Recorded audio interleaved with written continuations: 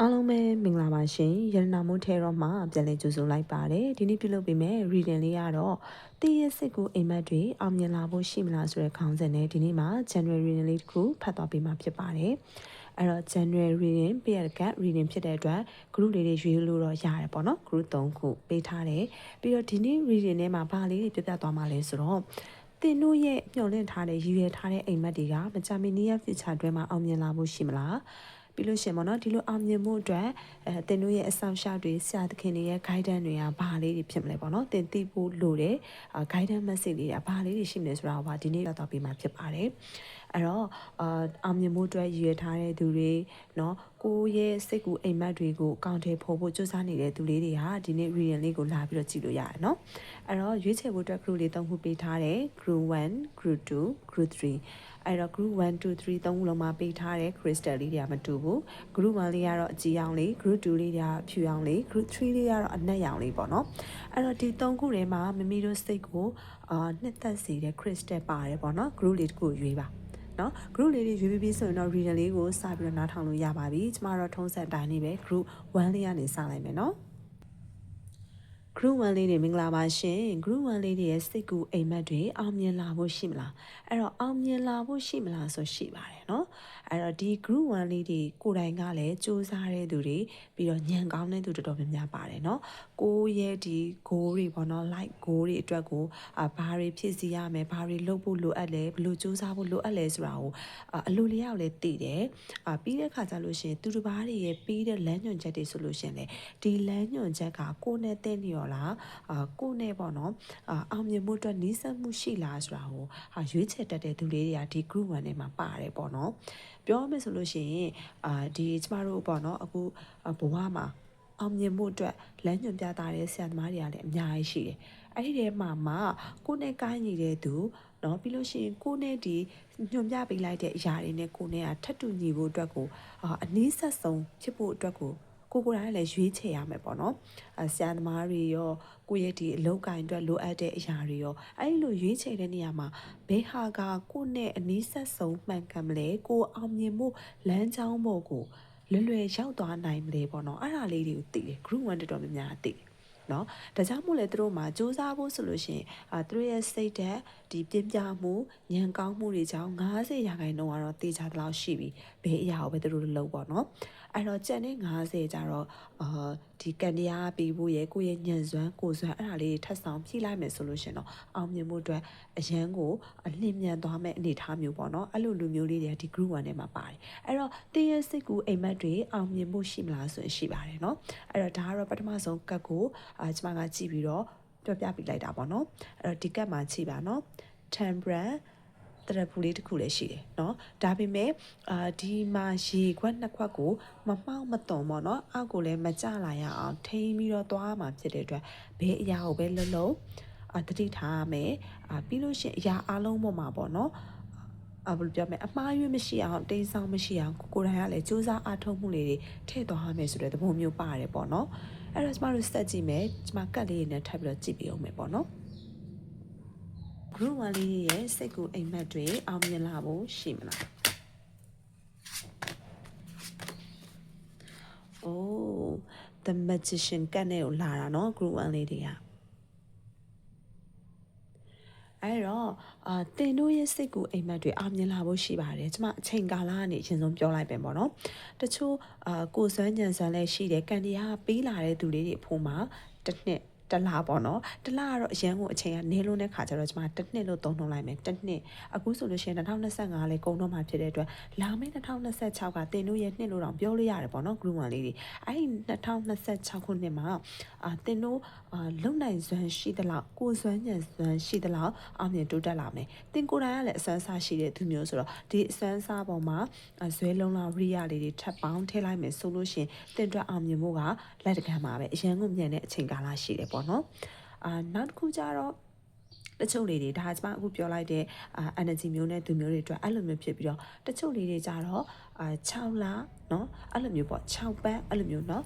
6နှစ်လို့တော့မသုံးနှုန်းချင်ဘူး6လပေါ့เนาะအဲ့ဒါမျိုးလေးတွေတချို့လေးတွေအတွက်ကြတော့သူတို့လေးတွေအတွက်ကြတော့ဘာကြောင့်6လပေါ့เนาะအဲ့လိုမျိုးပြောရလဲ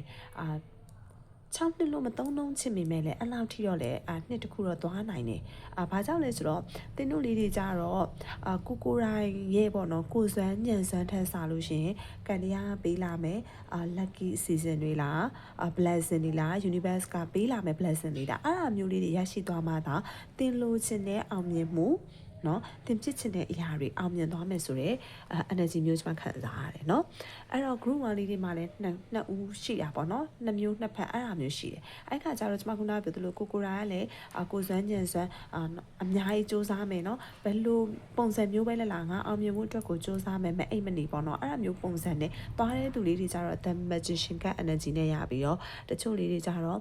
အားငယ်တက်တဲ့တခုခုလုပ်ဖို့ဆိုအောင်မြင်မလားပေါ့နော်စိုးရွံ့တက်တဲ့သူလေးတွေကကျတော့ကန်တရားကပြီးလာမယ်blessing တွေနော်အဲ့လိုမျိုးပေါ့နော်အဲ့လိုမျိုးပုံစံလေးတွေရရှိသွားမှသာတင်ကအောင်မြင်မှုပို့ပြီးတော့လိဆက်မယ်ပေါ့နော်တချို့ကျတော့ကန်တရားပြီးတဲ့ဒီ blessing နဲ့မှာဘယ်လိုလဲဆိုတော့လူတွေကပေါ့နော်တချို့လူတွေကပေါ့နော်ကိုရဲ့လုံနိုင်စွာအားတွေတည်နေစီပါကိုလာပြီး sporting လက်ပေးတာနော်လက်ထောက်ပံ့ပေးတာအဲ့ဒီအရာပေါ်မှာတင်ကိုယ်တိုင်လည်းစူးစမ်းသွားတဲ့အခါမှာတင်အောင်မြင်မှုရရှိသွားမှာပေါ့နော်အဲ့ဒါမျိုးအခုကျမပြောနေတဲ့အချိန်ကာလအတွက်နော် group 1လေးရဲ့အောင်မြင်မှုအချိန်ကာလအတွက်ကိုကျမပြောသွားပေးတာဖြစ်ပါတယ်အဲ့တော့ဆက်ကြည့်မယ်နော်အိုးဒီမှာလည်းအရင်ကောင်းတယ်နော်The Empire ရဲ့အဲ့တော့ဝင်အဲ့တော့အခုလက်ရှိတင်တို့ရဲ့ energy မှာကျွန်မပြောသလိုပေါ့အောင်မြင်ခြင်းတွေကိုကိုနဲ့ထိုက်တန်တယ်လို့ကိုယ်ကလည်းစတင်ပြီးခံစားမိနေပြီနောက်ပြီးတော့ဒီအောင်မြင်မှုတွေရခဲ့ရင်ကိုတခုတည်းသုံးဖို့မဟုတ်ဘူး group 1လေးတွေကနော်ကိုရဲ့မိသားစုကိုရဲ့အနီးနားပတ်ဝန်းကျင်မှာရှိတဲ့သူတွေကိုပြန်ပြီးတော့ကြည့်ရှုစောင့်ရှောက်ဖို့နော်တက်နိုင်စွမ်းတလောက်ပေါ့နော်ကူညီဖို့စောင့်ရှောက်ဖို့အဲ့အမျိုးပုံစံနဲ့တင်တို့ကတွေးထားပြီးသားဒီအောင်မြင်မှုကိုရလာရင်တကူတည်းအတွက်သုံးဆွဲဖို့မဟုတ်ဘူးကိုရဲ့မိသားစုကိုရဲ့အနီးနားပတ်ဝန်းကျင်မိတ်ဆွေเนาะဒီပြောရမယ်ဆိုရင်ကိုအနီးနားမှာရှိတဲ့ကောင်းကျိုးတွေအတွက်ပေါ့နော်လူတွေအတွက်ကောင်းကျိုးတွေဘယ်လိုဖန်တီးရမလဲဆိုတာကိုသင်တို့ကလည်းတွေးထားတဲ့သူလေးတွေအဲ့လိုသူလေးတွေအဲ့လိုစိတ်ရင်းစေတနာမှန်ကန်ပြီးကောင်းမွန်တဲ့သူလေးတွေဆိုလို့ရှိရင်အလင်းမြန်လာနေပြီတဲ့အဲ့တော့1 energy နဲ့နော်သင်တို့အတွက်အောင်မြင်မှုတွေအလင်းမြန်လာနေပြီဒီစိတ်ရင်းစေတနာကောင်းမှုတွေကြောင့်တင်အနှစ်အမြတ်ကိုရရှိပိုင်ဆိုင်တော့မယ်တင်ကိုယ်တိုင်ကလည်းစူးစမ်းထားဖို့တော့လူတွေပေါ့နော်အဲ့ဒါစက်ကြည့်မယ်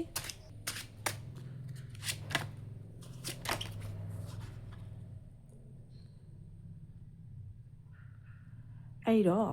တင်ဖြစ်ချင်တဲ့အရာတွေတင်လုပ်ချင်တဲ့အရာတွေအတွက်ကိုအကြံဉာဏ်သက်တွေလည်းရလာလိမ့်မယ်အတွေးခေါ်သက်တွေလည်းရရှိလာလိမ့်မယ်အဲ့လိုမျိုးရတဲ့အခါမှာလည်းစမခုနကပြောသလိုပေါ့တကယ်ကိုဒီ magician energy နဲ့သူမျိုးကြတော့တခြားသူရဲ့စိတ်ကူညံ့ညံ့အကြံဉာဏ် idea မဟုတ်ဘဲနဲ့ကိုယ်တိုင်ရဲ့စိတ်ကူ idea အကြံဉာဏ်နဲ့เนาะဖြစ်လာလိမ့်မှာအောင်မြင်မှုကအဲ့ဒီမှာတချို့ကြတော့ဒီ universe ကပေးလာတဲ့ blessing เนาะပြီးလို့ရှိရင်တခြားသူတွေရဲ့ sporting တွေကြောင့်အောင်မြင်မှုရတဲ့သူတွေကြတော့အဲ့ဒီလူတွေပေးတဲ့အချက်လက်တွေပေါ်မှာကိုကပေါ့เนาะစတင်ပြီးလှုပ်ဆောင်သွားရင်လည်းအောင်မြင်မှုကိုရရှိသွားမယ်အနေအထားမျိုးเนาะကျွန်မအဲ့ဒါမျိုးလေးခံစားရတယ်အဲ့တော့ဆက်ကြည့်မယ်เนาะအောင်မြင်မှုရရှိတဲ့အခါမှာသင်ဘလို့ပုံစံမျိုးနဲ့ဖြတ်တန်းနေမလဲပေါ့เนาะအဲ့ဒီအောင်မြင်မှုအဲ့တော့ Final one the fool အောင်မြင်မှုရရှိနေတဲ့အခါမှာလေတက်နာမှာပေါ့နော်မတူညီတဲ့အရာတွေเนาะဘယ်လိုပြောမလဲအတိုက်အခံတွေတော့ရှိမှာပဲတရားအောင်မြင်မှုလမ်းကြောင်းကိုလည်းရောက်နေပြီတချို့ကျတော့အောင်မြင်မှုကိုရရှိသွားပြီဆိုရင်တော့မှကိုယ့်ကိုတွန်းချမဲ့သူတွေကိုယ့်ကို blame တဲ့သူတွေပဲဖြစ်ဖြစ်ပေါ့နော်အနားမှာရှိနေအောင်ပါပဲဒါပေမဲ့အဲ့ဒါတွေ glimpse ဆိုင်နဲ့ကိုဖြစ်ချင်တဲ့အရာတွေအတွက်ကို the full energy နဲ့ကိုစိတ်ကိုအေးအေးလေးထားပြီးတော့တခြားသူတွေရဲ့ဘေးပယောဂတွေကိုဘာမှခေါင်းနဲ့မထည့်ပဲနဲ့ကိုဖြစ်ချင်တဲ့အရာတွေကိုလှုပ်ချင်တဲ့အရာတွေအတွက်ကိုပဲသွားပါပေါ့နော်ပြောမယ်ဆိုရင်ဒီကိုသွားနေတဲ့လမ်းကြောင်းကိုဘယ်သူပဲလိုက်မလိုက်နော်မှန်ကန်တဲ့ထင်ကိုကဆက်ရှောင်ရမယ်အဲ့ဒါမျိုးပုံစံမျိုးနော်အဲ့တော့စိတ်တဲ့ယုံကြည်ပြီးတော့ခိုင်မာပြီးတော့ပြတ်သားနေဖို့လည်းလိုရပေါ့နော် group 1လေးတွေအဲ့တော့မတူကွဲပြားတဲ့ idea နဲ့ကိုစူးစမ်းရုံးကန်ရမယ့်သူလေးတွေလည်းပါသလိုကံတရားပြီးတဲ့ကံကောင်းခြင်းတွေကြောင့်အောင်မြင်မှုတွေရရှိသွားတဲ့သူလေးတွေလည်းပါလိမ့်မယ်ဒါပေမဲ့တူညီတဲ့အချက်တစ်ခုကတော့ဘလို့အနှောင့်အယှက်တိုက်ခတ်တွေပဲရှိပါစေဘယ်လိုပြောမလဲလွတ်လပ်စွာပေါ့နော်စိတ်ကိုထားပြီးတော့သွားရမယ်ကိုသွားခြင်းတဲ့လမ်းကြောင်းတွေအတွက်ကိုအောင်မြင်မှုတွေအတွက်ကိုတော့မှန်ကန်တဲ့ထင်တဲ့လမ်းကြောင်းကိုရွေးချယ်ထားပြီးဖြစ်တဲ့အတွက်အဲ့ဒီလမ်းတိုင်းရေးဆက်လျှောက်ပါ နော်စီးပွားရေးလုပ်တဲ့သူလေးတွေဆိုလို့ရှိရင်ဒီနေရာမှာအကြံဉာဏ်ပေးခြင်းနဲ့စီးပွားရေးဆိုတာအနိုင်ရှုံး2မျိုးပဲရှိတယ်တည်ရဆိုတာဘယ်တော့မှမရှိဘူးဒါပေမဲ့အရှုံးမှာကျမတို့ကအမျက်ပြန်ယူလို့ရတယ်အဲ့ဒါဘာလဲဆိုတော့ experience အတွေ့အကြုံဘာကြောင့်ငါရှုံးသွားတာလဲဘာကြောင့်ငါမှားသွားတာလဲနော်ဘာကြောင့်ဒီလိုမျိုးအမှားတွေကဖြစ်လာတာလဲဆိုတာကိုစက်စစ်ကြည့်လိုက်တဲ့အခါမှာဒါကလည်းအမျက်ပဲနော်အဲ့တော့စီးပွားရေးလုပ်တဲ့သူလေးတွေလည်းဘလို့ပဲဖြစ်ဖြစ်ကိုသွားခြင်းတဲ့လမ်းကြောင်းကိုရွေးချယ်ထားပြီးတဲ့ခွာမှာရည်ရွယ်သွားပါနော်လုံးဆက်ရှိတာရေးရေးတာလှုပ်ချလိုက်ပေါ့နော်အဲ့ဒါမျိုးလေးပြောချင်တယ်အဲ့တော့ဒီမှာဆရာသခင်ကတ်လေးတွေနဲ့ဆက်ပြီးတော့ကြည့်ပေးမယ်ပေါ့နော် group 1လေးတွေအတွက် organ နဲ့ကတ်ကျွန်မဆွဲမယ်နော်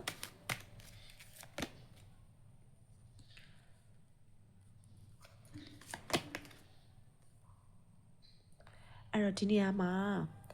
ဒီ group 1လေးတွေအတွက်အခုလက်ရှိပေါ့နော်အခုလက်ရှိ spiritual law of attraction အဲ့တော့ကျွန်မပြောသလိုပဲသိလားတချို့လေးတွေလေ universe မှာတောင်းထားတဲ့အရာတွေရှိမယ် manifest လုပ်ထားတဲ့အရာတွေရှိမယ် manifest လုပ်ထားသလိုသင်ကိုယ်တိုင်ကလည်းအဲ့ဒါတွေရရှိလာဖို့အတွက် law of attraction เนาะဒီစနစ်နဲ့ဆွဲငင်ယူနေတာပြောရမယ်ဆိုလို့ရှိရင်ငါအောင်မြင်လာတော့မယ်ငါစူးစမ်းနေပြီငါတို့အကောင်းနေပဲလာနေပြီဆိုတော့သင်ကိုယ်တိုင်ကလည်းအဲ့လိုမျိုးတွေးတာတင်းရဲ့အတွေးကလည်းအဲ့လိုမျိုးဖြစ်နေတာနော်သိရမလား law attraction ကလေနည်းနည်းဟိုထူးခြားတယ်ပေါ့နော်ဒီတိုင်းကိုယ့်ရဲ့အတွေးခေါ်တွေထားရလို့မရအောင်ကိုကအကောင်းလို့ချင်းအကောင်းအောင်တွေးပြရမယ်အဲ့ဒါမျိုးပုံစံမျိုးပေါ့အတွေးခေါ်တွေကအစားသင်ကကောင်းတာတွေလိုချင်တဲ့သူဖြစ်တဲ့အတွက်သင်ရဲ့အတွေးထဲမှာကိုကနော်positive vibe တွေများများနဲ့အဲ့လိုမျိုးပေါ့နော်ဒီအကောင်းဘက်ကိုများများတွေးပြီးနေတဲ့သူလေးတွေဆိုလို့ရှိရင်ဒီ energy ကတင့်အတွက်မှတ်ကန်တယ်သင်နဲ့ဒီတင်ရွယ်ထားတဲ့အရာတွေနဲ့ကထပ်တူကြနေတာပေါ့နော်အဲ့ဒါမျိုးအဲ့တော့တင်အောင်မြင်မှုအတွက်တင်အခုလုပ်နေတဲ့law of attraction နည်းနဲ့အတိုင်းပဲဆက်လက်ပြီးလှုပ်ဆောင်သွားပါအောင်မြင်မှုရလာလိမ့်မယ်ကောင်းတာတွေကိုများများတွေးကောင်းတာတွေကိုများများလုပ်ပေးပါပေါ့နော်ဒါလေးကြတော့ဘာကိုပြောချင်တာလဲဆိုတော့လေကိုယ့်ရဲ့ဒီဖြစ်တည်မှုပေါ့နော်ကိုယ့်ရဲ့ဒီလုံနိုင်စွမ်းအားတွေကိုကိုကဖော်ပြရမယ်ပြီးတဲ့ခါကျတော့တင်ကပေါ့နော်တင်ရဲ့ energy ထဲမှာဟိုဒီ energy မျိုးပေါ့နော်ဒီမှာဘယင်တစ်ပါးလိုပဲပေါ့နော်ကျွန်မခံစားရတယ်အဲ့တော့ဒီနေ့ reading ကိုလာကြည့်တဲ့သူကအမျိုးသားဖြစ်စေမျိုးသမီးဖြစ်စေနော်တင်တို့ရဲ့ energy ထဲမှာကိုကအောင်မြင်မှုလမ်းကြောင်းပေါ်ကိုသွားနေတဲ့အပြင်အောင်မြင်မှုအတွက်နှီးစပ်နေလို့ကျွန်မခံစားရတယ်အဲ့ခါကျတော့တင်ကိုယ်တိုင်ကလည်းကိုယုံကြည်မှုရှိဖို့လိုတယ်ကိုယ့်ရဲ့အစွမ်းစားဘယ်လောက်ရှိလဲဖော်ထုတ်ဖို့လိုတယ်နော်ဘသူဘာပြောကိုမှရှိတဲ့အရေးအချင်းတွေအရေးသွေးတွေကိုကိုယ်တိုင်ယုံကြည်မှုရှိပြီးတော့အဲ့ဒါတွေဖော်ထုတ်ပြသဖို့လိုတယ်ပေါ့နော်အဲ့ဒါမျိုးလေးအဲ့တော့တင်းရဲ့ဒီဆရာသခင်တွေပေါ့နော်တင်းတို့ရဲ့အဆောင်ရှောက်ကြည်မှုရှိစေချင်တာပေါ့နော်အဲ့ဒါမျိုးဆိုလို့ရှိရင်တင်းရဲ့ဖြစ်ချင်တဲ့စိတ်ကိုအိမ်မက်တွေအောင်မြင်လာဖို့ရှိပါတယ်တဲ့အဲ့တော့ပြောရမယ်ဆိုလို့ရှိရင်ဘယ်အရာတွေဘလို့မျိုးပဲကြုံလာပါစေကိုဖြစ်ချင်တဲ့အရာအတွက်ကို manifest လုပ်ထားတဲ့အရာတွေအတွက်ကိုစိတ်တက်မကြပဲနဲ့ကြိုးစားသွားပါတင်းမှာကိုစွမ်းညံစွမ်းလေကောင်းလေပေါ့နော်ညံကောင်းတဲ့သူလေးလည်းပါတာဖြစ်တဲ့အတွက်အောင်မြင်မှုအတွက်100မှာဆို80%လောက်ထိတော့တည်ကြတယ်အဲ့တော့30%ကိုကစူးစမ်းအားထုတ်မှုလေးတွေထည့်ပြီးတော့နော်စူးစမ်းသွားမယ်ဆိုလို့ရှင်တင်းရဲ့စိတ်ကိုအိမ်မက်တွေကမကြမီတစ်နှစ်6လအတွင်းမှာအောင်မြင်လာမှုရှိပါတယ်ပေါ့နော်အဲ့တော့ပြီးပါပြီဒီနေ့ reading ကနည်းနည်းလေးရှည်သွားတယ်ကျွန်မအချိန်မှာ reading လေးလည်းမလုပ်ပေးတာကြာပြီဆိုတော့ဒီနေ့ reading ကိုတစ်ချက်ချင်းစီနဲ့ပေါ့နော်အချိန်နည်းနည်းလေးပြီးပြီးလုပ်ထားပေးတာဖြစ်ပါတယ် group 1လေးတွေလည်း energy ကညီမှုရရှိပါစေရှင်ဒါဆိုကျွန်မ group 2လေးစီကိုသွားပါမယ် group 2လေးတွေမင်္ဂလာပါရှင် group 2လေးတွေရဲ့စိတ်ကူအိမ်မက်တွေအောင်မြင်လာဖို့ရှိမလားအဲ့တော့3 of swords ကြားရပေါ့နော်ဒါပေမဲ့ဒါကိုမြင်ပြီးတော့လည်းမကြောက်ပါနဲ့နော်အဲ့တော့ဒီ3 of swords ကဘာကိုပြောချင်တာလဲဆိုတော့တင်းရဲ့စိတ်ကူအိမ်မက်တွေအောင်မြင်မှုအတွက်တင်းရသူတစ်ပါးထက်ဆိုင်အများကြီးပင်ပန်းခံရလိမ့်မယ်နော်စိတ်ဆင်းရဲကိုယ်ဆင်းရဲအများကြီးခံပြီးတော့မှကြက်ကြက်ခံပြီးတော့မှသာတင်းအောင်မြင်သွားမယ်ဆိုတဲ့သူမျိုးပေါ့နော်ဘယ်အရာကိုမှလွယ်လွယ်လေးမရဘူးဆိုတာဆိုတဲ့သူလေးတွေကဒီ group 2ထဲမှာပါတယ်ဒီလားဘယ်တော့အရာကိုမှဘယ်အခါမှလွယ်လွယ်မရခဲ့ဘူးသူတို့ရဲ့ဘဝမှာနော်ဘယ်ရာကိုပဲလိုချင်သူတစ်ပါးထက်ပို့ပြီးတော့အားစားထုံးမှုတွေလုပ်ရတယ်သူတစ်ပါးထက်ပို့ပြီးတော့ကြိုးစားရတယ်သူတစ်ပါးထက်ပို့ပြီးတော့စဉ်းစားရတယ်တွက်ချက်ရတယ်အဲ့ဒါမျိုးပုံစံပေါ့အများကြီးစူးစမ်းရုန်းကန်ခဲ့ရပြီးတော့မှကိုလိုချင်တဲ့အရာတွေရလာတာချက်ချင်းဝုန်းတိုင်းစွတ်တောင်းရုံနဲ့လည်းမရနိုင်ဘူးစူးစမ်းတော့ချက်ချင်းမရအောင်ကိုကန်တရားချက်ချင်းမပေးဘူးအဲ့ဒါမျိုးပုံစံအမြဲတမ်းစမ်းတက်နေနေခန္ဓာရဲ့ဘယ်လောက်ရှိလဲပေါ့နော်အဲ့တော့ဒီ group 2လေးတွေကလည်းခန္ဓာရဲ့ရှိကြပါတယ်တော်တော်များများနော်အပိအတေးလေးတွေပေါ့နော် ဘယ်လိုမျိုးလောကရန်မဲလလာရင်ဆိုင်ပြီးတော့ကိုလိုချင်တဲ့အရာတွေကိုရအောင်ယူမယ်လို့ဆုံးဖြတ်ထားတဲ့သူတွေကလည်းဒီ group 2တွေမှာပါတယ်ဘလောက်ပဲနာကျင်ရပါစေဘလောက်ပဲပင်ပန်းရပါစေနော်အဲ့တော့ကျွန်မအခုပြောလိုက်တဲ့ energy နဲ့သူမျိုးဆိုတော့တင်းရဲ့အောင်မြင်မှုအတွက်ကိုတင်စိုးရင်အကြောင်းကြောင့်ဆရာမလို့ဘူးကျွန်မခုနကပြောသလိုဘယ်အရာမှလွယ်လွယ်မရခဲ့တာဖြစ်တဲ့အတွက်အခုလည်းတင်လွယ်လွယ်တော့မရဘူးဒါပေမဲ့ကျွန်မဒီနေ့ reading ထဲမှာတင်လွယ်လွယ်မရတဲ့ဟာတွေကဘာကြောင့်လဲတင်အတွက်တင်ရဲ့အဆောင်ရှောင်းဆရာတခင်ခိုင်းတဲ့နေရာဘလို့ message တွေပေးထားလဲပေါ့နော်အဲ့ဒါလေးတွေပါပြောပြသွားပေးမယ်နော်အချိန်ကာလကိုကျွန်မတစ်ချက်အရင်ဆုံးကြည့်ပေးလိုက်မယ်နော်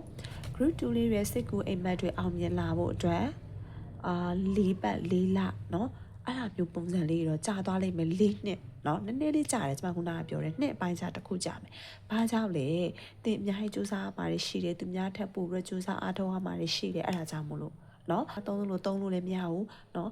သူများတွေတခါတည်းဝယ်နေချမ်းနေစားတောင်းနေတဲ့အချိန်မှာကိုကချိုးချက်ချွေတာပြီးတော့နေရမယ့်သူတွေလည်းပါတယ်နော်အဲ့ဒါမျိုးပုံစံကြောင့်တင်ကသူတစ်ပါးထက်ဆိုင်ပို့ပြီးဒုက္ခခံရတဲ့သူမျိုးပေါ့နော်ဒါပေမဲ့လည်းမပူနဲ့အချိန်တစ်ခုမှတော့တင်ရသွားလိမ့်မယ်တင်ပြပြရွှင်ရွှင်ပဲရသွားလိမ့်မယ်ဒီမှာတော့ဖေရော့ခတ်လေးကိုကြည့်ပါလူလင်မျိုးလေးတယောက်ကငါးလေးတစ်ကောင်ဖမ်းထားတယ်ပေါ့နော်ဒီခွက်တွေမှာအဲ့တော့ရေထဲကငါးကိုခွက်ထဲကိုရအောင်နော်လုတ်ဖို့ဆိုတာလည်းခတ်တယ်လीနော်အဲ့တော့ဒီ group 2လေးတွေမှာလည်းဒီလိုပဲအများကြီးစူးစမ်းရုန်းကန်ပြီးတဲ့တကလားကိုလိုချင်တဲ့ဒီငါးလေးပဲဖြစ်စေခွင့်ရည်ပဲဖြစ်စေပေါ့နော်အဲ့ဒါမျိုးရသွားတဲ့ပုံစံမျိုးနော်ကျွန်မနည်းနည်းလေးနေမကောင်းလို့ပေါ့နော်အတန်းလေးနည်းနည်းလေးအဲ့လိုမျိုးလေးဖြစ်နေတယ်နော်အဲ့ဒါလေးကိုသိခံပြီးနားထောင်ပေးပါရှင်အဲ့တော့ဆက်ကြည့်မယ်နော်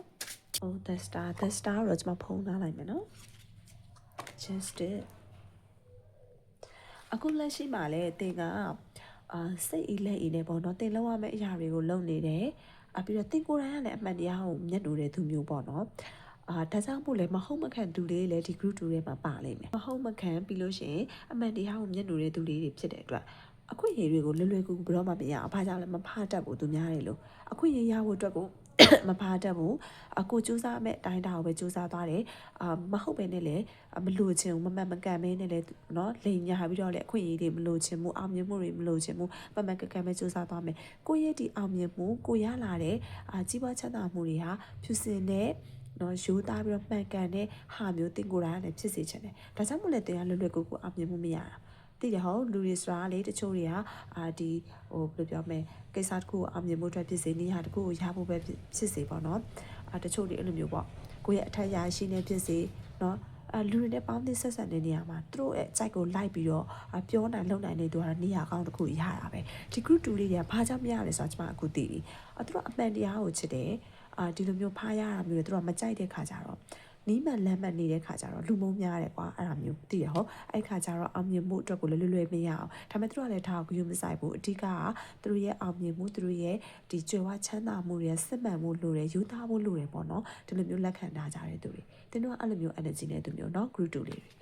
ဒါကြောင့်မို့လဲတချို့တွေကိုလိန်သွားတာเนาะတချို့တွေကိုလှည့်စားသွားတာအဲ့ဒါတွေခံရတဲ့အတွက်သူတို့က three of swords energy မျိုးနဲ့เนาะဘယ်အလုပ်ပဲလုပ်လို့နာကျင်ရတာခက်ခဲရတာအဲ့ဒါမျိုးခံစားဒါကလည်းတင်းတို့မှားလို့မဟုတ်ကိုကြောင့်မဟုတ်เนาะကိုကတော့မှန်ကန်ပြီးဖြစ်စတဲ့လူဒီပေါ်မှာကိုကိုအသုံးချပြီးလှည့်စားသွားတဲ့သူတွေကြောင့်ကိုကနာကျင်ရတာပေါ့เนาะအဲ့ဒါမျိုး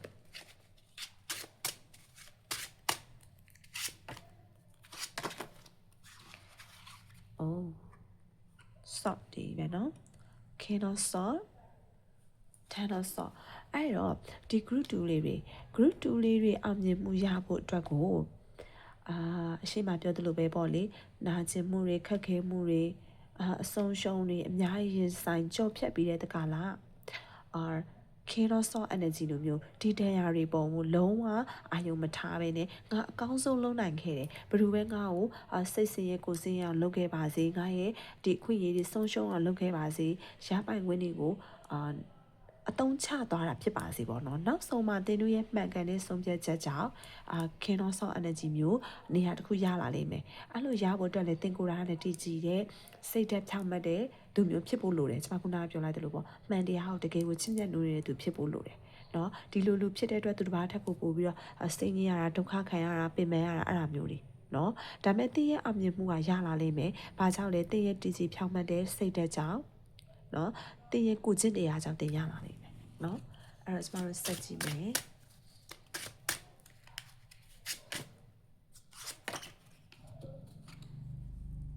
တွေ့လားကျမပြောရရလာလိမ့်မယ်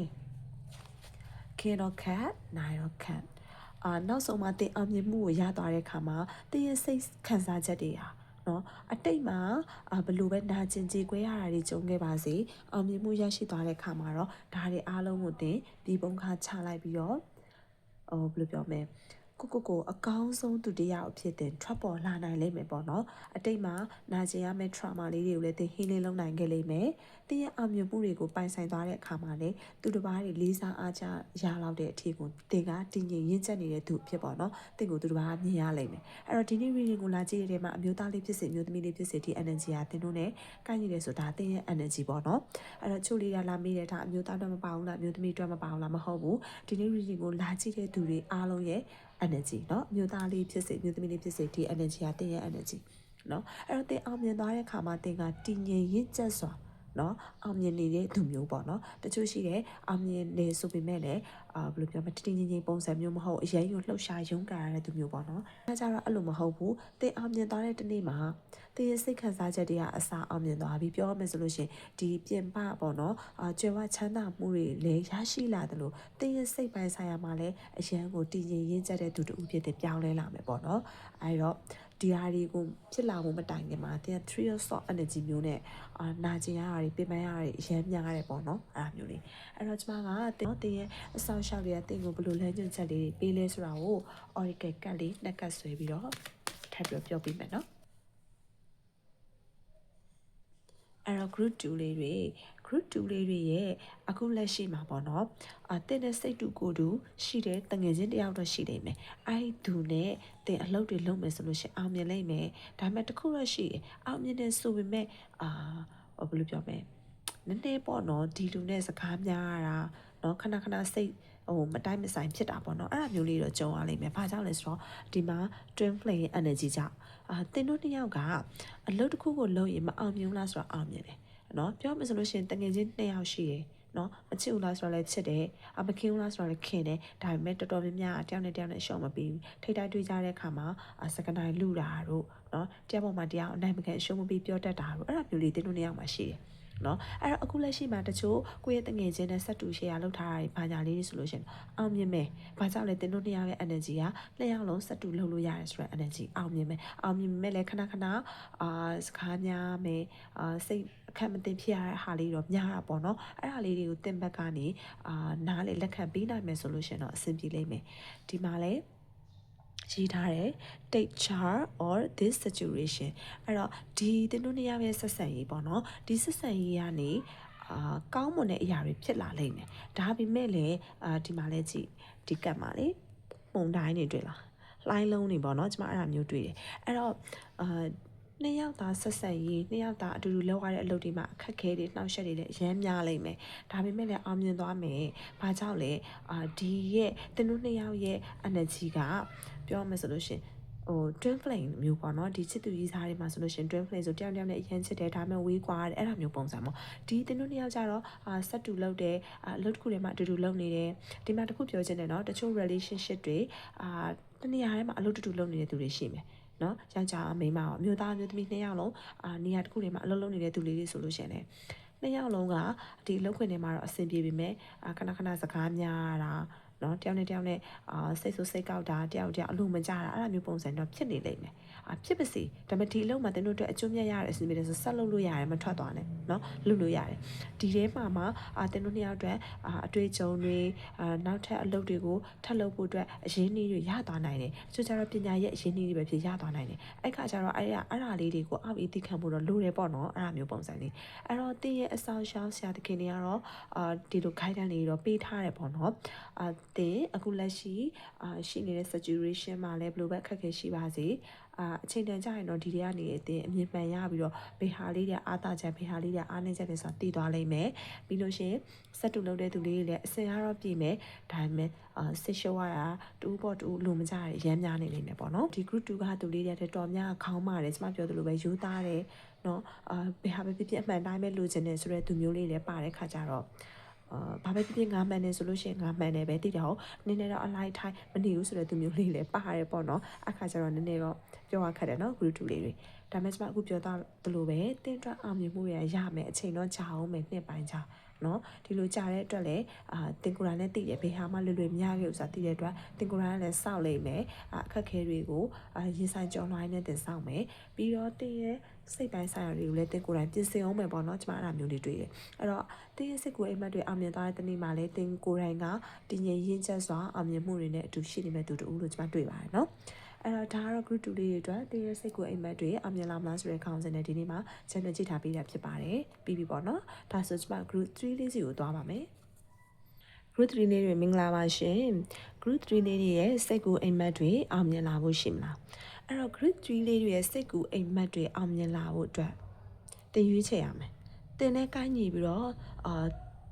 တင်အတွက်မှန်ကန်တဲ့အရာကိုတင်ရွေးချယ်ရမယ်။ဘာကြောင့်လဲဆိုတော့အခုတင်အတွေ့ထဲမှာလေအရန်များနေရောထွေးနေတယ်နော်။ဟိုဟာလေးလှုပ်ချင်းဟိုတင်တန်းလေးတက်ချင်းဒီလှုပ်လေးလှုပ်ချင်းနော်။လိုင်းမှာလည်းဘာလေးဈေးရောင်းချင်းအဲ့ဒါမျိုးပုံစံပေါ့။တင်လှုပ်ချင်တာတွေအရန်များတယ်။စာရီလည်းတင်ချင်သေးတယ်နော်ဈေးလည်းရောင်းချင်သေးတယ်ပြီးလို့ရှိရင်တချို့ဆိုလေကြောက်မြက်နဲ့ပတ်သက်တဲ့ဟာလေးလည်းစိတ်ဝင်စားတယ်နော်အခုကစပြီးတော့ကြောက်မြက်လုပ်ငန်းလေးတွေလုပ်ရင်ကောင်းမလားတချို့ကြတော့ဗောနော်ဒီအဝတ်စားသုံးဆောင်လုပ်ငန်းလေးတွေလုပ်ရင်ကောင်းမလာ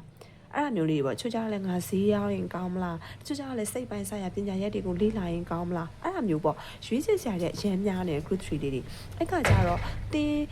ကိုယ်တိုင်ရွေးချယ်လိုက်ပါအောင်တိတိကျကျတစ်ခုเนาะအဲ့ဒါတိတိကျကျတစ်ခုကိုရွေးချယ်ပြီးတော့တင်အောင်မြင်ဖို့အတွက်ကိုဘယ်နေ့ဘယ်ချိန်ပေါ့နော်ဘလို့အချိန်ကာလတွေမှာဖြစ်လာမလဲဆိုတာကျွန်မဆက်ပြီးတော့ကြည့်ပေးမှာပေါ့နော်အဓိကတော့ဒီ group တွေလေးတွေကလုပ်ချင်တဲ့အရာတွေအများများနေတယ်အဲ့ဒီကမှာတင်နဲ့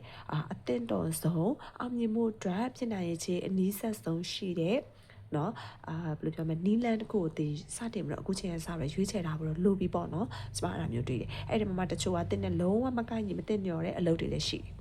နော်ဒါပေမဲ့လည်းမကိုက်ညီဘူးဒါပေမဲ့တင်လုံးချင်တယ်တချို့ရှိတယ်ကွာကိုနဲ့အကျိုးပေးတာအစားတောက်လုပ်ငန်းဒါပေမဲ့ကိုလုံးချင်တာတော့ဒီရွှေငွေရောင်းတာတို့နော်ပြီးလို့ရှင်ဒီစိတ်ပိုင်းဆိုင်ရာပညာရေးတွေလေ့လာချင်နေတာတို့အဲ့ဒါမျိုးလေးတွေအဲ့တော့ဒီလုပ်ငန်းတွေကကိုနဲ့တင့်တော်ရဲ့လားကိုရည်ရွယ်ချင်ရအောင်မယ်နော်အဲ့တော့ကျွန်မဆက်ပြီးတော့ကြည့်ပေးမယ် group 3လေးတွေအဲ့တော့အချိန်ကာလလေးကိုအရင်ပြောပြလိုက်မယ်နော် group 3လေးတွေရဲ့စိတ်ကူအိမ်မက်တွေအောင်မြင်လာဖို့ရရှိတယ်အလင်းမြန်ကြီးကိုအောင်မြင်လာလိမ့်မယ်9လအတွင်းပေါ့နော်အဲ့ဒီမှာတချို့လေးတွေကြတော့4ပတ်4လအတွင်းကိုအောင်မြင်လာလိမ့်မယ်အဲ့အတွက်ကိုလည်းသင်ကတော့စူးစမ်းရမယ်နော်သူများနဲ့မတူစူးစမ်းရမယ်တချို့ကြတော့ကိုလက်ရှိလုပ်နေတဲ့အရာနေရာကနေထွက်ခွာပြီးတော့နေရာအသစ်ဌာနအသစ်ကိုပြောင်းပြီးတော့မှအောင်မြင်မှုတွေရလာလိမ့်မယ်တချို့ကြတော့ကိုယ့်ရဲ့အထက်ကစီနီယာတွေဆရာသမားတွေနော်ပြီးလို့ရှိရင်ကိုယ့်ရဲ့တထေးတွေပဲဖြစ်ဖြစ်ပေါ့နော်ကိုကိုသူတို့ပေးလိုက်တဲ့အခွင့်အရေးကြောင့်ကိုကအောင်မြင်သွားမှာကိုပေါ်မှာယုံကြည်တယ်ကိုရဲ့လုံနိုင်စွမ်းအောင်ယုံကြည်တဲ့အတွက်ကိုကိုအခြေအနေတစ်ခုပေးတယ်အခွင့်အရေးတစ်ခုပေးတယ်အဲ့ပေါ်မှာတင်ကိုယ်တိုင်လည်းစူးစမ်းတယ်ဆိုအောင်မြင်သွားမယ်အဲ့ဒါမျိုးပုံစံဒါပေမဲ့ကျွန်မခုနကပြောသလိုပေါ့တင်ကအနည်းဆုံးအလုပ်တစ်ခုမဟုတ်နှစ်ခုလောက်လုပ်ချင်နေတဲ့သူလေးတွေဒီ group 3လေးတွေကတစ်ခုတော့မဟုတ်နှစ်ခုမတူညီတဲ့အလုပ်နှစ်ခုဒါရိုက်လုပ်နေတဲ့သူလေးတွေတောင်ပါမယ်တခါရဲလုပ်နေတာနော်ပြောမလို့ကျွန်မခုနပြောလို့ပေါ့ online မှာဈေးရောင်းနေတာစာတင်နေတာမျိုးအဲ့မျိုးပုံစံလေးမတူညီတဲ့အလုပ်တစ်ခုနှစ်ခုကိုလုပ်ရင်းနဲ့အဲ့နှစ်ခုလုံးလည်းအောင်မြင်ခြင်းနဲ့အဲ့မျိုးပုံစံလေးတွေနော်ဒါပေမဲ့အဲ့ဒီမှာတင်ကြတာတစ်ခုကတင်ရွေးချယ်လိုက်ပါတင်တွက်အမှန်ကန်ဆုံးအနည်းဆက်ဆုံးဖြစ်နိုင်ချေဘောနော်အရှိဆုံးအလုပ်ကိုရွေးချယ်မှုမှန်ကန်သွားမယ်ဆိုရင်တော့တင်အောင်မြင်မှုရလာလိမ့်မယ်9ပတ်9လအတွင်းပေါ့နော်တချို့လေးတွေကြတော့ဒီကိုယ့်ရဲ့အထက်စီနီယာပြီးလို့ရှိရင်ကိုယ့်ရဲ့ဒီအဖေပြီးလို့ရှိရင်ဆရာသမားအကိုဦးလေးတို့စီကလက်ဆင့်ကမ်းပေးတဲ့တာဝန်ရက်တွေကိုထမ်းဆောင်ရင်းနဲ့အောင်မြင်မှုတွေရရှိသွားလိမ့်မယ်နော်အဲ့ဒါမျိုးလေးတွေ့အဲ့တော့စက်ကြည့်မယ်နော်တင်းရဲ့အခုလက်ရှိမှာလဲတင်ကိုယ်တိုင်ကလေလမ်းကြောင်းအသက်တွေကိုသွားချင်နေတာကျွန်မခုနကပြောသလိုရွေးချယ်ချင်နေတာရွေးချယ်လိုက်ပါကိုယ်နဲ့အသင့်တော်ဆုံးဆိုတဲ့အလုပ်ကိုရွေးချယ်လိုက်ပါအဲ့ဒီမှာတချို့လေးတွေဒီငွေကြေးပိုင်းနဲ့ဆိုင်တဲ့အလုပ်တွေအဆင်ပြေလိမ့်မယ်နော်ငွေကိုရင်းနှီးမြှုပ်နှံတာတို့နော်ငွေကစားတာတို့သဘောတစ်ခုပေါ့နော်ငွေနဲ့ပတ်သက်ပြီးတော့ပတ်စံနဲ့ပတ်သက်ပြီးတော့မြုပ်နှံရင်းနှီးမြုပ်နှံရတဲ့အလုပ်တွေပို့ပြီးတော့အဆင်ပြေလိမ့်မယ်အဲ့ဒီမှာတချို့တွေကြတော့ဘယ်လိုလဲဆိုတော့ဒီအခုလက်ရှိမှာလဲစတင်ပြီးတော့လုံနေပြီဒါပေမဲ့မအောင်မြင်သေးဘူးအရန်ကိုလည်းပင်ပန်းနေဆိုပြီးတော့ဖြစ်နေတာပေါ့နော်ဘာကြောင့်လဲဆိုတော့ဘယ်အလုပ်ပဲလှုပ်ချက်ချင်းအောင်မြင်မှုကတော့ရမှာမဟုတ်ဘူးကိုကိုရိုင်းနဲ့စူးစမ်းရမယ်အဲ့ဒီမှာတချို့လေးတွေလေမကျွမ်းကျင်မဲနဲ့လုံနေတာနော်ကိုနဲ့မကိုက်ညီတဲ့အလုပ်တွေကိုမကျွမ်းကျင်မဲနဲ့တွက်လုံနေတဲ့သူလေးတွေကတော့10 on 1 energy နဲ့အရန်ကိုပင်ပန်းနေတယ်မနိုင်မနေရတည်နေတာဆိုတော့လေသိလား ကိုနဲ့လည်းမကိုက်ညီဘူးကျမကနာပြောသလိုပေါ့အစိန်ရွှေရောင်းချင်တယ်လှုပ်ချင်တယ်ဒါပေမဲ့ကိုလည်းမရောင်းတတ်ဘူးလိုက်လွှင့်ပြီးတော့လည်းကိုမပြောတတ်ဘူးသူများတွေလိုမျိုးချင်တဲ့အတွက်လိုက်ပြီးတော့တင်တန်းတွေတက်တယ်နော်ဒီကိုနဲ့မရှင်ပါတယ်ကိုနားမလဲတဲ့ကြောင်မြညာလုပ်ငန်းတွေကိုဝင်နေတယ်အခါကျတော့ပင်ပန်းရတယ်ဒါပေမဲ့ဒီကြောင်မြညာလုပ်ငန်းတစ်ခုပြောတာမဟုတ်နော်တခြားတော့အလုပ်တွေလည်းဒီလိုပဲကိုနဲ့တင်းလျော်တာကတစ်ခုကိုလုပ်နေတာတစ်ခုဒါကြောင့်မို့ပင်ပန်းရတယ်နော်အဲ့ဒါမျိုးလေးတွေ့တယ်အဲ့တော့ဆက်ကြည့်မယ်နော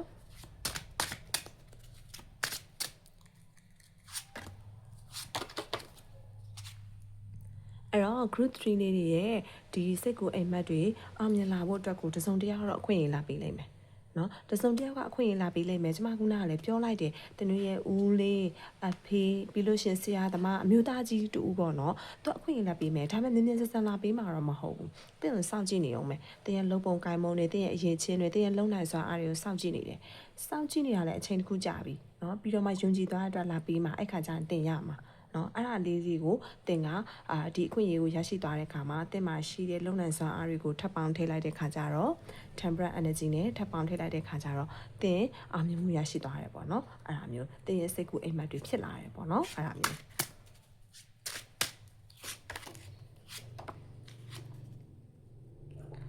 းပြီးတော့တင်ရဲ့စိတ်ကူအိမ်မက်တွေအောင်မြင်သွားတဲ့တနေ့မှာတင်ကိုယ်တိုင်ကလည်းသူတစ်ပါးတွေကိုပတ်မိုးပေးနိုင်တယ်၊ကုညီပေးနိုင်တယ်။ကိုလိုမျိုးအောင်မြင်ခြင်းတဲ့သူတွေကိုလက်တွဲခေါ်နိုင်လာလိမ့်မယ်။ပြီးတော့တင်းရဲ့ဒီအောင်မြင်မှုရလာတဲ့အလုပ်ကိုင်းတွေငွေကြေးတွေပေါ်မှာအသေးစိတ်ပေါ့နော်ဘယ်လိုမျိုးသုံးဆွဲရမယ်ဘယ်လိုမျိုးအသုံးချရမလဲဆိုတာကိုတင်နေရတခြားစီစဉ်နေပေါ့နော်ကျွန်မအဲ့ဒါမျိုးလေးတွေ့တယ်တင်အောင်မြင်မှုရရှိလာတဲ့ခါမှာလဲတင်ဒီတိုင်းမရက်နေဘူးတင်ရရရှိလာတဲ့အောင်မြင်မှုတင်ရရရှိလာတဲ့ငွေကြေးတွေကိုရှေ့ဆက်ပြီးတော့ဘယ်လိုထိန်းသိမ်းရမယ်ဘယ်လိုဆက်လက်လုပ်ကိုင်ရမလဲဆိုတာကိုတင်ကိုစွမ်းညံစွမ်းရှိသလားတတိချချလေးပေါ့နော် plan လေးတွေချရပြီးတော့တင်လုပ်သွားလိုက်ဦးမယ်ကျွန်မအဲ့ဒါမျိုးလေးနဲ့တွေ့တယ်ပြီးတော့တချို့လေးတွေကကိုလိုမျိုးအောင်မြင်ခြင်းတဲ့သူလေးတွေကိုလက်တွဲပြီးတော့ခေါ်လိုက်မယ်လှမ်းပြပေးမယ်ကိုတော့ကဆရာသမားကောင်းတွေရဲ့နော်အထောက်ပံ့ကောင်းတွေရခဲ့တယ်လို့sporting တွေရခဲ့တယ်လို့ကို့အနာကိုရောက်လာတယ်ကိုအားကိုလို့ရောက်လာတဲ့သူလေးတွေပေါ်မှာလည်းကိုကပြန်ပြီးတော့မျှဝေပေးတာ sharing လုပ်ပေးတာပေါ့နော် experience တွေကို sharing လုပ်ပေးတာပဲဖြစ်ဖြစ်သူတစ်ပါးတွေရဲ့လိုအပ်တဲ့အကူအညီလေးတွေကိုပံ့ပိုးပေးတာပဲဖြစ်ဖြစ်တင်ကိုယ်တိုင်လည်းလုပ်ပြအောင်မယ်တင်ရအောင်မြင်မှုကတင်တူရဲပြင်မဟုတ်ပဲနဲ့တခြားသူတွေအတွက်ပါတင်ကမျှဝေပေးမဲ့သူမျိုးပေါ့နော်အတွေ့အကြုံလေးတွေကအစားမျှဝေပေးမဲ့သူမျိုးနော်ကျမအဲ့ဒါမျိုးလေးခံစားရတယ်အဲ့တော့ဒီ group 3လေးတွေကအောင်မြင်မှုအတွက်ကိုရွေးချယ်လိုက်ပါကိုနဲ့အနည်းဆက်ဆုံးကိုက်နေတဲ့အရာကိုတင်နဲ့ကိုက်နေတဲ့အရာတင်နဲ့လိုက်ရုံညွှန်တွေရှိတဲ့အရာတင်အောင်မြင်မှုအတွက်အရန်ကိုလိမ့်လိမ့်မြဲမြဲဖြစ်စေမယ့်အရာပေါ့နော်ကျမအဲ့ဒါမျိုးလေးတွေ့တယ်အဲ့တော့ဒီ group 3လေးတွေအတွက်တင်တို့ရဲ့ဆရာသခင်ကပေါ့နော်ဘယ်လို guidance လေးတွေပေးလဲဆိုတာတစ်ချက်ကြည့်မယ်နော်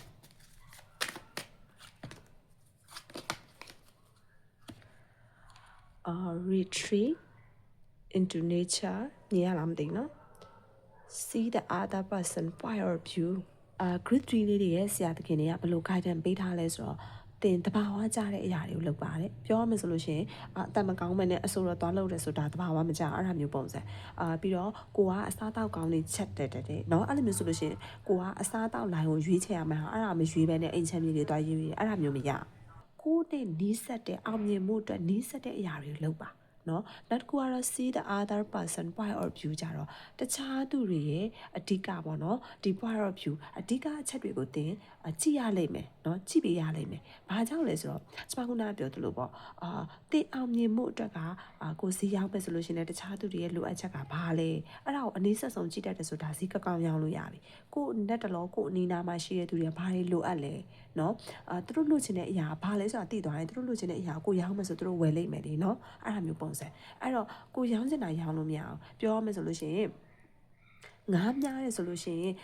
တီကောင်ကြိုက်တဲ့ငါးနဲ့ပဲမြားလို့ရမယ်ကိုကြိုက်တဲ့ strawberry ဒီနဲ့တော့မြားလို့မရအောင်အဲ့ဒါမျိုးပုံစံအဲ့တော့ဒီငါးဘာကြိုက်လဲကြည့်ရမယ်ပေါ့နော်အဲ့တော့ဒါစမဥပမာပေးတာနော်ဒီ group 3လေးလည်းအဲ့လိုပဲအဲ့တော့ကိုဘာလုံးမလဲကိုလုံးမဲ့အရာနဲ့ကိုက်နေတဲ့အရာတွေကိုကလိုက်လို့တက်ဖို့တော့လိုတယ်ပေါ့နော်ကြည့်ရမယ်ဘယ်လိုတွေဘာတွေလိုအပ်နေလဲဒီအရာတွေငါဘယ်လိုလုပ်ပြီးငါအောင်မြင်မှုရမလဲနော်ဈေးရောက်မယ်ဆိုလို့ရှိရင်သူတို့ဘာလို့လဲငါဘာရောက်ငါအတွက်အမျက်စွန်ဘယ်လိုရမလဲအဲ့ဒါမျိုးလေးတွေကြည့်ဖို့လိုတယ် group 3လေးတွေအဲ့တော့ကိုနဲ့မကိုက်နေတဲ့အလုပ်တွေကိုမရွေးချယ်နဲ့ကိုနဲ့ကိုက်နေတဲ့အလုပ်ကိုရွေးချယ်အဲ့ဒါဆိုတင်တော့အောင်မြင်မှုနီးလန်းကအရန်ကိုမြင်မြင်ဆက်ဆက်ကြီးကိုရောက်လာလိမ့်မယ်နော်တင်ရဲ့အရေးအချင်းတဲလန်းတွေကိုစောင့်ကြည့်နေတဲ့သူတွေလည်းရှိတယ်တင်ရဲ့ဆရာသမားတွေတင်ရဲ့ဒီတင်တဲ့သက်ဆိုင်တဲ့အမျိုးသားကြီးတွေပေါ့နော်စောင့်နေတယ် စောင့်ကြည့်နေတယ်အဲ့တော့တင်သားအလုပ်ကိုစူးစမ်းပြီးတော့လုပ်တယ်တင်ရဲ့လုပ်တင်လုပ်ထိုက်တဲ့အရာတွေကိုဆွတ်ဆက်တမှတ်လုပ်သွားတာမြင်နေဆိုသူတို့ကလည်းတင်ကိုsupporting ပေးလိုက်မယ်အဲ့ခါကျရင်တင်အောင်မြင်မှုလမ်းကြောင်းတစ်ခုပေါ်ရောက်သွားလိမ့်မယ်ပေါ့နော်လင်းလင်းမြင်မြင်မယ်ရောက်သွားပြီးတော့တင်ရဲ့စိတ်ကူးအိမ်မက်တွေလည်းအောင်မြင်လာဖို့ရှိတယ်ပေါ့နော်အဲ့ဒါမျိုးလေးတွေ့တယ်အဲ့တော့ဒါကတော့ group 3လေးတွေအတွက်တင်ရဲ့စိတ်ကူးအိမ်မက်တွေအောင်မြင်လာဖို့ရှိမလားဆိုတဲ့ခေါင်းစဉ်နဲ့ကျွန်မ general ကြည့်ထားပေးတာဖြစ်ပါတယ်ဒီနေ့ပြောသွားပြီးတဲ့ reading လေးတွေကတော့တခြားနေ့တည်းကျွန်မအချိန်လေးနည်းနည်းလေးပို့ထားပေးတာပေါ့နော်ဒီတလောမှကျွန်မ reading လေးလည်းပုံမှန်မတင်ဖြစ်ဘူးပေါ့နော်ချိန်မအားတဲ့အတွက် reading လေးတွေပုံမှန်မတင်ဖြစ်တဲ့အတွက်လည်း sorry ပါနော်အရှိမတော့အချိန်လေးတွေရရင်ရတယ်လို့တလားတစ်ခါပေါ့နော်ဒီ reading လေးတွေကိုတင်သွားပေးမယ်เนาะပြီးလို့ရှိရင် channel message ဘာညာပေါ့เนาะကျွန်မလုပ်နေကြ reading လေးတွေကိုလည်းပုံမှန်တင်သွားပေးမယ်เนาะအဲ့တော့ group 1 2 3 3ခုလုံးကိုကြည့်ရှုပေးတဲ့သူလေးတွေအားလုံးကိုကျေးဇူးအများကြီးတင်ပါတယ်နောက်ထပ် reading တွေမှာအတူတူပြန်လည်ဆုံတွေ့ကြမယ်เนาะ